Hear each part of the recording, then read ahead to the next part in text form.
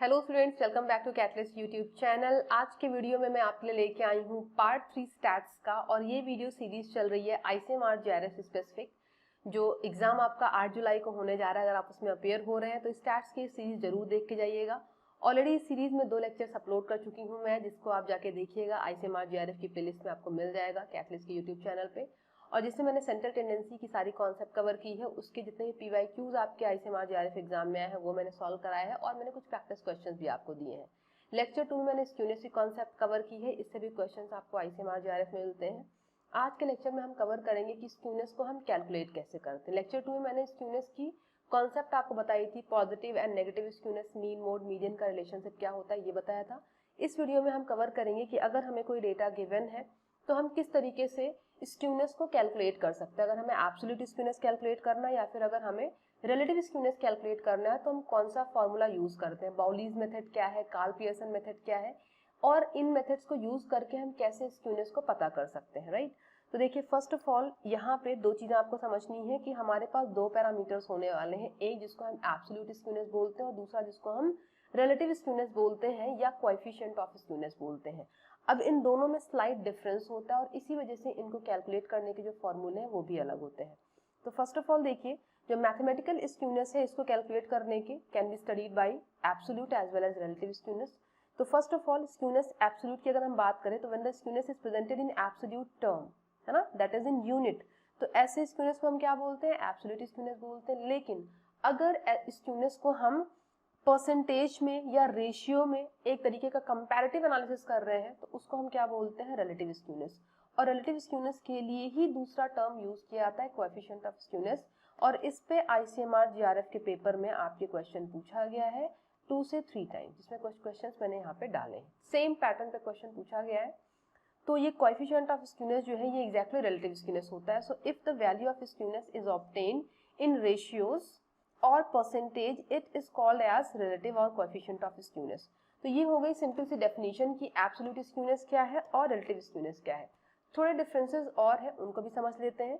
So when skewness is measured in absolute term we can compare one distribution with other distribution and if unit of measurement are same, कि suppose हमारे पास जो measurement की unit है वो similar है तो हम एब्सोल्यूट स्क्यूनेस पता कर सकते हैं और इसके थ्रू हम कंपैरिजन कर सकते हैं। लेकिन when it is presented in ratio of percentage, comparison becomes easy, and इससे हम क्या पता करते हैं, coefficient of skewness या relative skewness। तो यहाँ पे सेम यूनिट होना कंपलसरी, बट यहाँ पे सेम यूनिट होना कंपलसरी नहीं है, क्योंकि यहाँ पे हम रिलेटिव स्क्यूनेस कैलकुलेट करते हैं जो रेशियो या परसेंटेज के टर्म में भी हो सकती है। अब अगर हम बात करें कि मेथड्स कौन कौन से होते हैं जिनके थ्रू हम स्क्यूनेस को कैलकुलेट कर सकते हैं, तो देयर आर बेसिकली 2 मेथड्स जिनके थ्रू हम स्क्यूनेस को कैलकुलेट करते हैं। ऑल्दो 2 मेथड्स और है, बट ज़्यादा यूजफुल जो है आपके वो बाउलीज का मेथड है और कार्ल पियर्सन का मेथड है। कार्ल पियर्सन सर का काफ़ी इंपॉर्टेंट रोल है स्टैट्स में, आप कह सकते हैं काफ़ी कॉन्ट्रीब्यूशन है इनका। इन्होंने मीड मोड मीडियन के बीच में रिलेशनशिप स्टैब्लिश की थी, इन्होंने कोरिलेशन की कॉन्सेप्ट आपको दी थी, कोरिलेशन का फॉर्मूला इन्होंने डिड्यूस किया था। तो कार्ल पियर्सन सर का जो नाम है स्टैट्स में ये काफ़ी पूछा आता है, कई बार आपसे सिंपल यही पूछ लेते हैं कि कोरिलेशन की कॉन्सेप्ट किसने दी थी, राइट। तो ये दोनों जो एग्जाम्पल्स हैं, दोनों जो फॉर्मूले हैं, बाउली का मेथड है और कार्ल पियर्सन का मेथड है, ये दोनों आपको याद करके जाना है, इसके फॉर्मूले को भी आपको रिवाइज करना है। सो फर्स्ट ऑफ ऑल ये आप याद रखेंगे कि स्क्यूनेस कैलकुलेट करने के लिए 2 इंपॉर्टेंट मेथड्स हैं, एक बाउली का मेथड और दूसरा कार्ल पियर्सन का मेथड है। अब इन दोनों मेथड्स में लिमिटेशंस क्या है, या इन मेथड्स में हम कौन सी वैल्यूज को लेके स्क्यूनेस को पता करते हैं। देखिए स्क्यूनेस की अगर हम बात करें तो हमारे पास मीन होता है, मोड होता है, मीडियन होता है।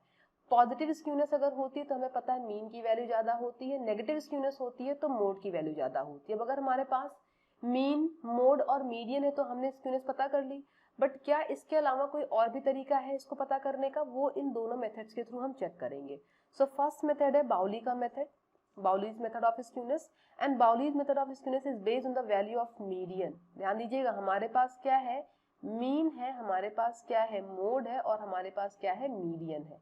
तो अगर हम बात करें बाउली का मेथड किस वैल्यू को यूज करने वाला है इस कैलकुलेशन के लिए, तो ये जो m की वैल्यू होती है जिसको मीडियन हम बोलते हैं, जिसको हम कैपिटल M से रिप्रेजेंट करते हैं, as well as lower and upper quartile, मतलब upper quartile Q3 and lower quartile Q1, इनके यूज से भी हम स्क्यूनेस को पता करते हैं। So this method suffers from the same limitation which are in case of median and quartile. Definitely we are going to use median as well as quartile. So जो constraint, जो limitation median and quartile के साथ में थी, वो limitation Bowley method के साथ में भी रहने वाली है. And wherever positional measure are given, skewness should be measured by Bowley's method. Next और important point है, this method is also used in open end series. Open end series का मतलब क्या है? Where the importance of extreme values are ignored. कि किस series में हम बाउली का मेथड अप्लाई कर सकते हैं. तो ऐसी सीरीज में जहाँ पे एक्सट्रीम वैल्यूज को, चाहे वो लोअर एक्सट्रीम हो या हायर एक्सट्रीम हो, उनको हम इग्नोर कर सकते हैं. वहां पे हम बाउली का मेथड यूज कर सकते हैं. अब अगर हम इसके फॉर्मूले की बात करें, जो आपको एग्जैक्टली याद करना है, क्योंकि फॉर्मूले पे क्वेश्चंस पूछे गए हैं कार्ल पियर्सन मेथड पे, तो डेफिनेटली बाउलीज मेथड भी पूछा जा सकता है आपसे. तो यहाँ पे फॉर्मूला बहुत ही सिंपल है, आप देख सकते हैं Q3 minus 2 Q2 plus Q1 upon Q3 minus Q1. इसमें Q3 आपको पता है ये थर्ड क्वार्टाइल है ना, Q2 आपका सेकंड क्वार्टाइल है और Q1 आपका जो है ये फर्स्ट क्वार्टाइल है.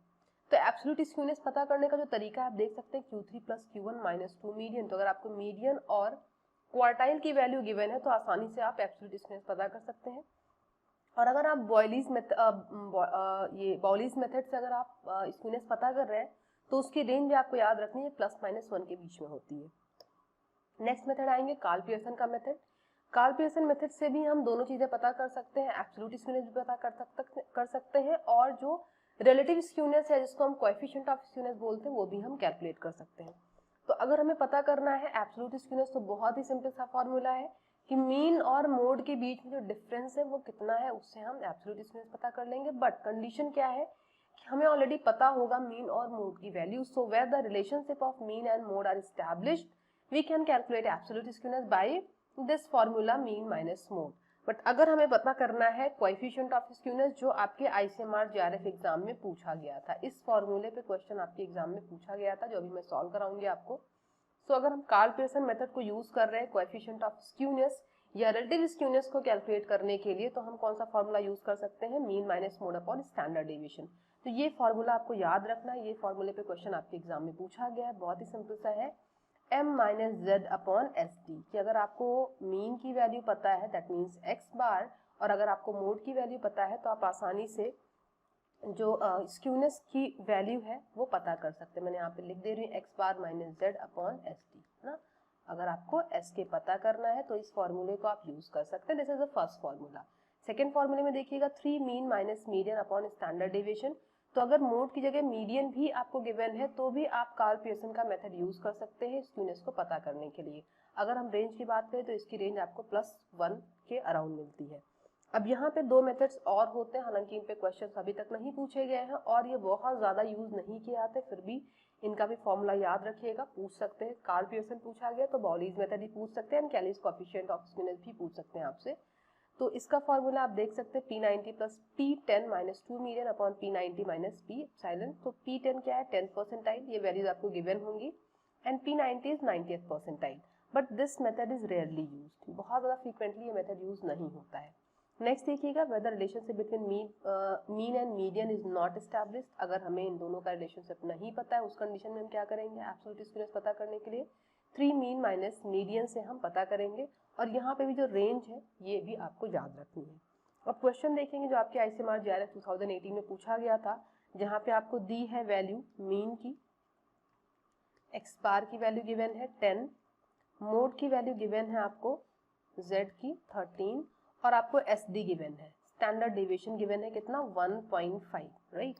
और आपको पता करना है यहाँ पे एस के स्क्यूनेस पता करना है, कोएफिशिएंट ऑफ स्क्यूनेस या आप बोल सकते हो रिलेटिव स्क्यूनेस, है ना. तो इसके लिए फॉर्मूला भी हम लोगों ने देखा था कि mean minus mode upon S D upon standard deviation. तो मीन की वैल्यू रख देंगे 10 माइनस 13 कर देंगे अपॉन एस डी की वैल्यू कितनी है? 1.5. 10 माइनस 3 ये माइनस 3 हो जाएगा अपॉन 1.5. तो ये वैल्यू आपकी आ जाएगी -2. 15 2 30, तो वैल्यू आपकी आ जाएगी -2. आंसर आपका हो जाएगा -2. तो इस फॉर्मूले को याद करके जाइएगा. स्क्यूनेस पे क्वेश्चन आपको जरूर से मिल जाता है, बहुत सिंपल सी कॉन्सेप्ट है, एक बार रिवाइज करके जाएंगे. जो वीडियोस मैंने अपलोड किए उनको प्रॉपर वॉच करेंगे और आप समझ के जाएंगे तो आसानी से कोई भी क्वेश्चन आप सॉल्व कर पाएंगे. और इस फॉर्मूले को भी जरूर से याद करके जाइएगा. एक प्रैक्टिस क्वेश्चन मैंने यहाँ पे डाल दिया है जिसका आंसर आप कमेंट सेक्शन में बता सकते हैं, वहीं पे मैं आपको चेक करके बता दूंगी आपका आंसर सही है गलत. तो कोशिश करिएगा, प्रैक्टिस आप करेंगे तो ऑब्वियसली एक बार जब फॉर्मूले को आप लिखेंगे, कोई क्वेश्चन आप सॉल्व करेंगे, तो जब आप लिखते हैं तो चीज़ें आपके दिमाग में रिटेन करती हैं। तो कोशिश करिएगा इस क्वेश्चन को सॉल्व करने की। नेक्स्ट वीडियो में और भी टॉपिक्स में लेके आऊँगी, और जो ऑलरेडी मैंने वीडियोस अपलोड किए हैं उनको भी जरूर से वॉच करिएगा, क्योंकि स्टैट्स पार्ट ए के ICMR के पेपर के लिए बहुत इंपॉर्टेंट होने वाली है। वीडियोस अगर यूजफुल लग रहे हैं तो लाइक करिएगा, चैनल को सब्सक्राइब करिएगा और नोटिफिकेशन ऑन करके रखिएगा, सो दैट जब भी नया वीडियो मैं अपलोड करूँ आपको सबसे पहले उसकी इन्फॉर्मेशन मिल जाए। Thanks for watching this video.